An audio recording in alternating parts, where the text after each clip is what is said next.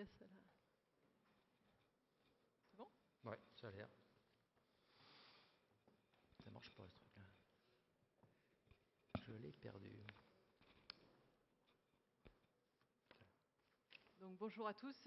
Donc effectivement, Eric et moi allons vous parler d'un projet qui est situé à Grenoble sur la presqu'île et qui a été livré il y a plus d'un an maintenant, à l'été 2020, et donc qui est habité depuis par 62 familles. Voilà, donc c'est le projet s'appelle ABC. On est donc sur la presqu'île. C'est un projet, alors pourquoi ABC? C'est un projet qui est développé, à l'origine c'était un concept qui a été développé par la recherche et développement de Bouygues Construction. Le A signifie autonomie. L'idée c'est d'avoir un bâtiment, je vais y revenir, autonome en énergie et en eau. Le B c'est l'aspect bâtimentaire, comment est-ce qu'on intègre et on pilote les performances d'un bâtiment. Et puis le C dont vous parlera Eric, c'est l'aspect citoyen, parce que effectivement, pour qu'un bâtiment comme celui-ci soit autonome, il faut évidemment que tous ses habitants soient partie prenante et acteurs de l'autonomie. Pardon. Voilà, donc pour rentrer un peu dans le détail de la programmation, ce sont donc 2 bâtiments qui comprennent au total 62 logements, 42 logements locatifs intermédiaires sur le bâtiment que vous voyez sur la gauche, et puis 20 logements sociaux dans le plot qui est à droite. On a également beaucoup de locaux mutualisés pour les habitants et même un peu plus largement pour les habitants du quartier. Et également une grande place donnée au vélo, puisqu'il y a une place de vélo par habitant, donc à peu près un peu plus de 3 places de vélo par logement. À l'inverse, on n'a pas du tout de place de stationnement voiture. On a à côté un parking mutualisé, le pavillon de la mobilité, qui a été fait par la SEM Innovia, et donc les habitants ont la possibilité de se stationner dans ce pavillon de la mobilité. Et on est sur la presqu'île avec le tramway qui passe juste devant le projet. Effectivement, l'objectif de ces logements, c'est de diviser par 3 la consommation d'eau de ville, diviser également par 3 la consommation d'électricité, et on a également un volet déchets. Comment est-ce qu'on fait pour inciter les gens à réduire de 40% les déchets de la poubelle grise? Donc l'objectif, c'est d'avoir un bâtiment autonome à 70%. On va y revenir, à la fois sur l'énergie et sur l'eau. Un bâtiment à très faible impact environnemental, et ce qui est important, c'est que néanmoins, dans ce bâtiment, les habitants puissent y vivre complètement normalement. C'est un projet qui a fait l'objet de très nombreux partenariats.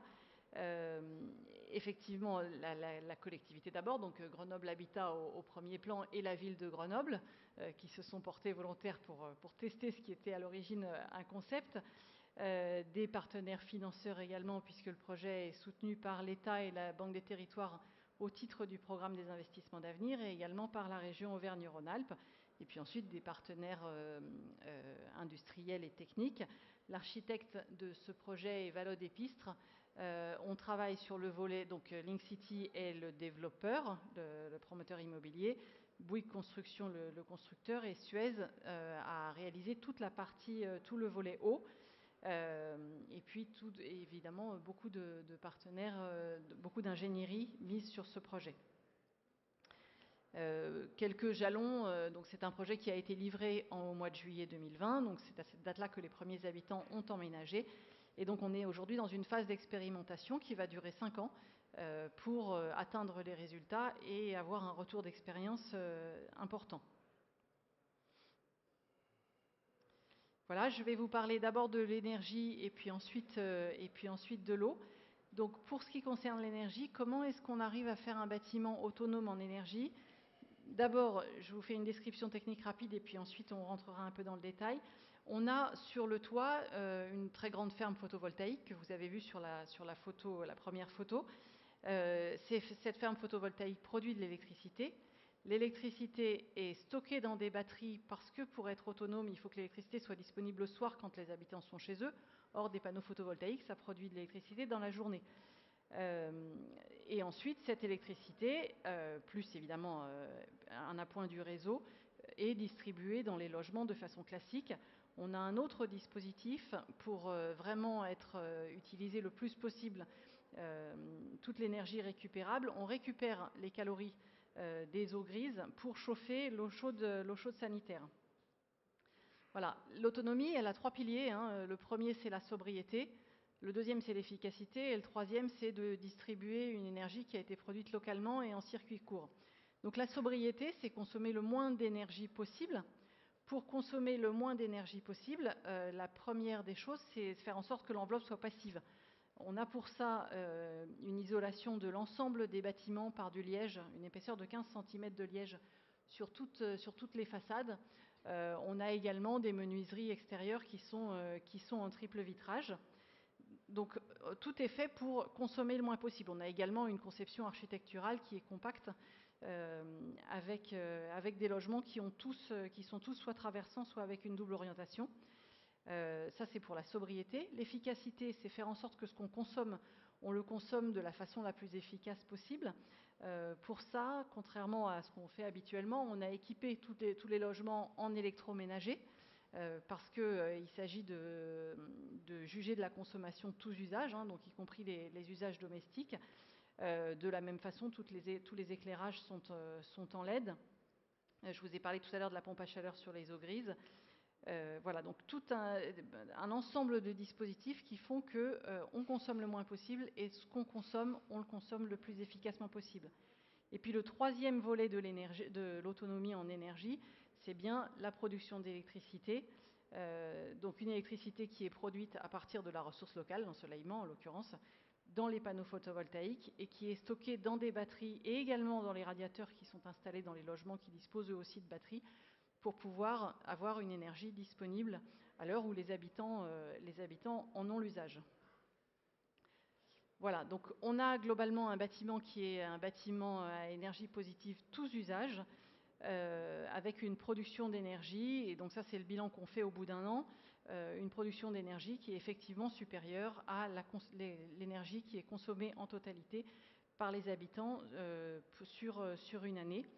On a donc une faible consommation, 37% de l'électricité qui provient des panneaux photovoltaïques hors stockage, et puis le reste du stockage et un appoint du réseau, avec un objectif d'autonomie en énergie de 70%. Donc on n'y est pas encore tout à fait aujourd'hui, et c'est à ça que sert l'expérimentation de 5 ans, c'est d'affiner tous ces réglages pour atteindre ce taux de 70%. Pour ce qui concerne l'eau, c'est un peu la même chose. Être autonome en eau, ça veut dire 3 choses. Ça veut dire faire preuve de la plus grande sobriété possible, donc consommer le moins d'eau possible, être efficace, ne pas gaspiller dans les usages de l'eau qu'on a, et puis utiliser encore, cette fois, une ressource locale. Donc comment est-ce qu'on fait de façon un peu schématique ?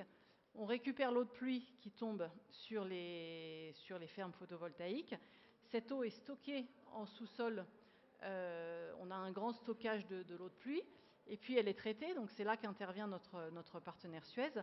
Elle est traitée et potabilisée pour être envoyée dans les logements pour les usages nobles de l'eau, donc dans la cuisine pour le lave-vaisselle et l'évier, et puis dans la salle de bain pour la douche, le lavabo et également le lave-linge.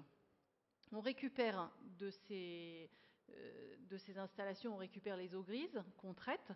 Alors on ne la remet pas potable, enfin c'est un traitement épuration et filtration, et on réutilise une deuxième fois l'eau, donc c'est l'eau grise qui a été traitée pour les usages un peu moins nobles, donc dans les toilettes, pour l'arrosage des jardins, le lavage des surfaces communes. Et alors on aurait souhaité également utiliser cette eau dans les lave-linges. On n'a pas eu l'autorisation de le faire pour cette première expérimentation, donc on suit la qualité de l'eau grise pour démontrer qu'elle est utilisable dans les lave-linges. Et l'idée, c'est que dans un prochain projet, on puisse mettre en très plein les pointillés que vous voyez vers le lave-linge. Voilà. Et puis ensuite, ces eaux noires, elles sont ensuite renvoyées dans le système d'assainissement de la ville. Voilà pour le dispositif de façon un peu schématique pour ce qui concerne la consommation d'eau dans le bâtiment. Et donc de la même façon, comment est-ce qu'on fait pour être le plus efficace possible, donc consommer le moins d'eau possible? On a dans 10 logements des douches, alors qui sont un peu expérimentales, des douches à recyclage, donc qui permettent d'utiliser plusieurs fois l'eau tant qu'elle est propre au cours d'une même douche. On a des systèmes plus classiques dans les autres logements de pommeaux de douche qui changent de couleur en fonction de la quantité d'eau que vous avez consommée. Ça, c'est juste du nudge, mais ça incite en tout cas les gens à prendre des douches plus rapides. Bon, et de la même façon, tous les équipements de toilette, par exemple, sont équipés de dispositifs qui permettent de consommer très peu d'eau. Sur les aspects bâtimentaires, j'ai déjà, donc c'est le B du projet ABC. Je vous ai déjà parlé de l'isolant en façade, des menuiseries, tout ce qui concourt à faire de ce bâtiment une enveloppe passive. On a également utilisé du béton bas carbone pour limiter l'impact carbone de ce projet. Le projet est labellisé WELL. Alors le label WELL, c'est un label qui mesure le bien-être, parce que l'idée c'était de montrer que bien que ce soit un projet un peu expérimental, on peut vivre de façon tout à fait normale et que finalement on n'a besoin que de gestes simples pour être sobre et efficace. Donc on a aujourd'hui mis en place cette labellisation WELL sur ces logements. Voilà, et je vais passer la parole à Eric pour qu'il vous parle du volet citoyen, parce qu'effectivement, la performance de ce bâtiment n'est atteinte que parce que les locataires sont partie prenante de ces enjeux. Eric. La touche, c'est celle-là? C'est celle-là. Là. Bien, bonjour, je prends le relais de Roselyne pour vous parler effectivement du volet citoyen du projet ABC. Bon, vous savez, chez les bailleurs sociaux, parce que Grand Habitat est avant tout un bailleur social, on fait aussi de la promotion privée, ce qui nous autorise à faire du locatif intermédiaire. On n'envoie pas des locataires sur la Lune tous les jours. Avec ce projet qui est un véritable de R&D, la preuve en est, c'est que quand on parle de Lune, on a quand même des douches orbitales. L'orbitale, ça veut dire qu'elles sont directement déclinées de celles qui équipent la station orbitale. On en teste actuellement un peu les limites, mais il fallait le faire. Il nous est très tôt apparu qu'on ne réussirait pas ce projet sans y associer étroitement leurs futurs habitants. Donc cette association-là, elle est intervenue à 3 niveaux, très en amont du projet, puisque le florilège des thèmes d'expérimentation était beaucoup plus large au début que ce qu'on a finalement retenu. Et donc il fallait tester l'acceptabilité de ces thématiques-là auprès des locataires. Donc on a choisi un panel de locataires représentatifs entre guillemets de ceux qui pourraient habiter cette résidence-là, et on leur a décliné et on les a interrogés sur les thématiques qu'on se proposait de développer, et on a fait le choix finalement, en lien avec le groupe Bouygues et Link City, des thématiques finales à retenir.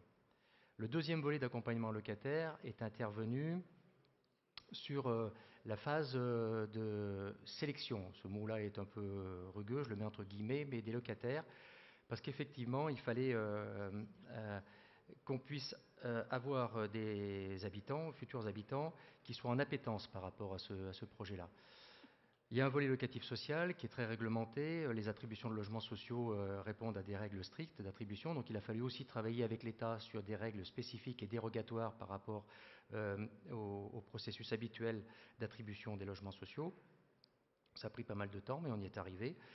Donc il y a cette phase effectivement de sélection.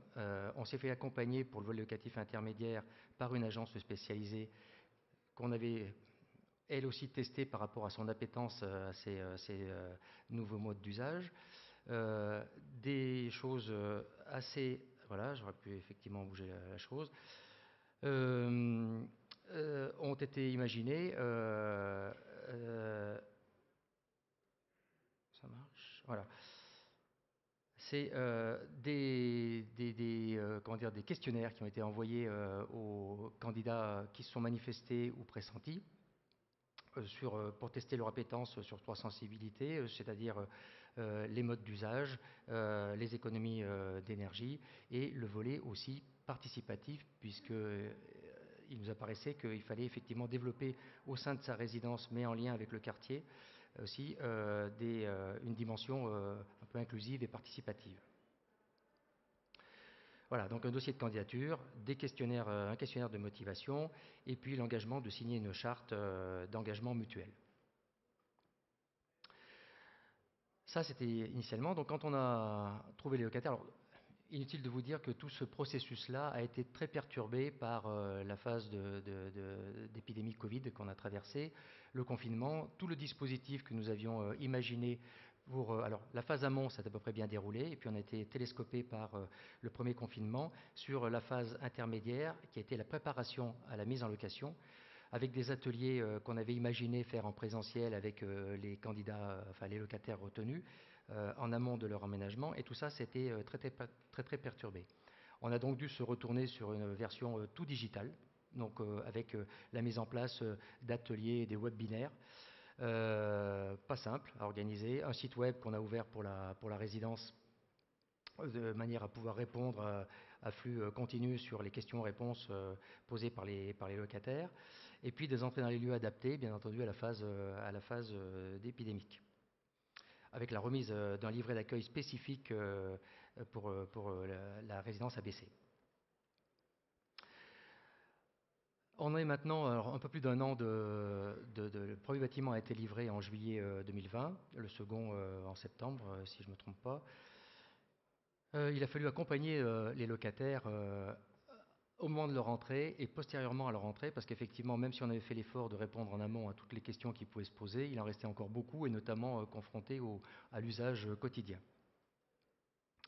Donc une formation aux équipements. Nos propres équipes ont été formées à ce qu'est ce projet de recherche et développement, aux questions spécifiques qui pouvaient remonter des locataires, donc formation des personnels en interne, ensuite diffusion de cette information-là aux locataires, formation aux équipements sur l'eau, le chauffage, les éco-gestes, la ventilation double flux, puisque effectivement on a des centrales de ventilation d'air qui sont individuelles dans le locatif intermédiaire et collectives dans le logement social.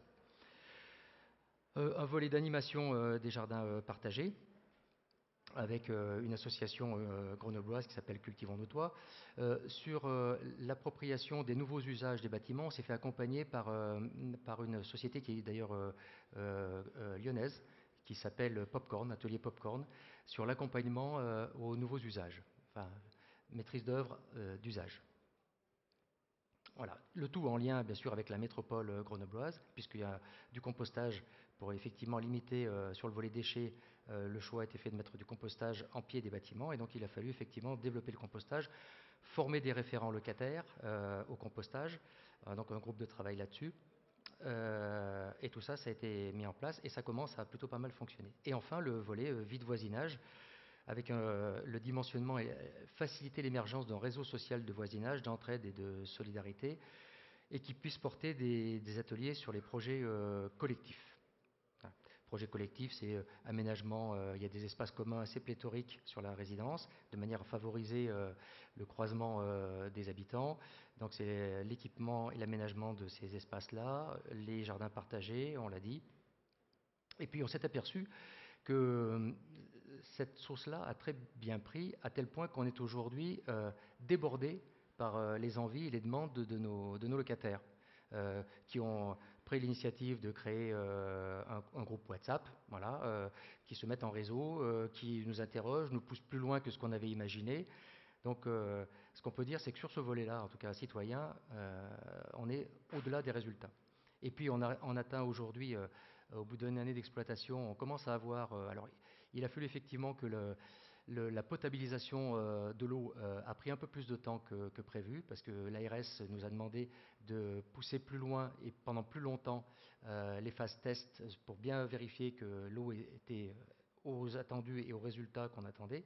Donc je crois que le déversement, donc le couplage avec le réseau, enfin le découplage avec le réseau d'eau de ville s'est fait au mois de mai-juin, donc un peu plus tard que prévu, et on commence à voir les résultats. Et ce qu'on peut dire que globalement, aujourd'hui, c'est que la résidence ABC, elle est peu ou prou au niveau des attendus, sur les économies démontrées et prouvées. Voilà. Alors, ça nécessite quelques petits réglages encore, notamment sur la centrale photovoltaïque, qui n'est pas exploitée par Grenoble Habitat, mais qui est exploitée par GEG, l'ancienne régie, enfin Grenoble Électricité et Gaz, qui l'exploite. Mais voilà, on est peu ou prou aux résultats attendus. Et avec des locataires qui, ma foi, et des habitants qui n'en sont pas si mécontents que ça. Bon, en plus, les pannes de douche orbitales ont fait qu'ils ont pu se croiser, aller prendre les douches chez les voisins, donc et tout ça pendant l'année de confinement. Donc ma foi, voilà, ça s'est plutôt pas mal passé. Écoutez, merci beaucoup pour cette intervention. Merci.